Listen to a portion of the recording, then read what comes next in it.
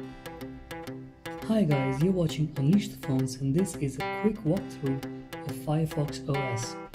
Now, starting with the lock screen, emergency SIM notifications on your lock screen, you can unlock either to camera or to the phone. And with the phone itself, it's got a very iOS-like interface, which is kind of where it should be because the market it's trying to cater to probably doesn't care that much for the customizable user interface and the customizable launcher that you get on Android. It just wants to get to stuff quickly. This is probably a more efficient way of doing that, both on the processor side and on the usability side. So you have your basic app grid with all of your apps installed here. You have a dock which you can edit. So you can take this out and drag something in. You can also, I think, create folders. So, nope, nothing missing. You do have folders though. So you have these folders, I think, are created by long pressing on the home screen and adding what is known as a smart collection. And the OS just figures it out itself. So you have books, comics, DIY. Let's take a look at what it does with books. So when you create a smart collection, it just aggregates all of the apps that you have related to that subject. You have Amazon, you have Scribe in there, you have Goodreads, you have Wattpad, Modern Novels, Gutenberg, etc. etc. So yeah, you also have this nice search thingy that also reminds me of iOS. So let's try searching something. Football.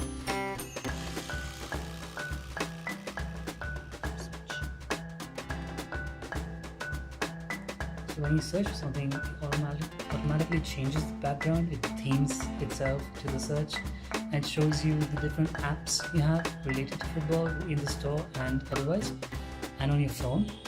And you can also do this, and it's also got this nice feature where it shows you apps you have installed, and you can just click on them and search them for football. So you can just click on the India Times app and search that for football, and it'll show you everything related to that, all the news related to that. It is a nice feature. This is one of the best kind of search. This is one of the most integrated proper search features that I've found on this phone, and I really like it. I wish it was on other phones. You have HTML5 apps on this OS. This OS is basically built on those, which are very lightweight. These apps are like 32 kilobytes and take up virtually no space at all when you're trying to install them. So let's go to Wikipedia.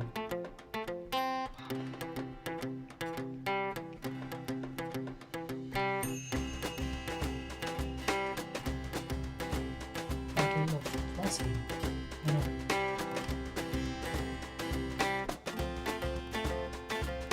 I'll show you all the dials. Again, kind of like what Wikipedia does already. Battle of Plassey.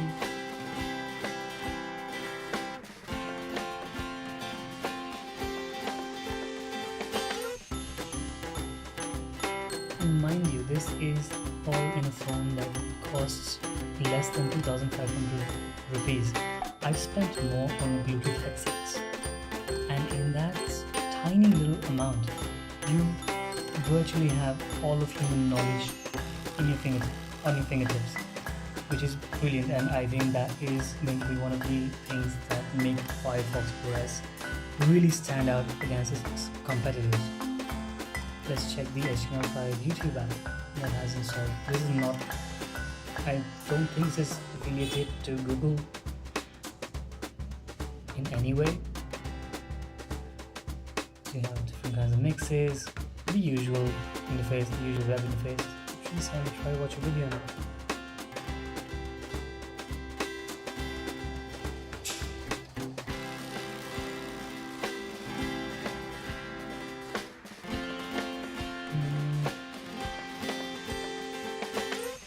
let's check how Jamie orders food video. Now, it comes from something called a vieja, which is like a Puerto Rican kind of Cuban dish. We're going to like start there, and then we're going to scooch on down, and we're going to make something else, and then it becomes the sliders. Alright, so we're going to start with a little bit of olive oil. Nice. This is actually really easy too, and it's great. It's one of those things you can put on and walk away, go watch TV, play outside, come back, and it'll still be doing what it does. I like flank steak too because it's got so many different ways that you can cook it. Now, one of the first things always is to start with a hot pot. So right now we're just searing it. We want to give it a nice rich color. We've got some sea salt here, a little ground pepper. As you start to sear the meat, sometimes you'll feel it stick.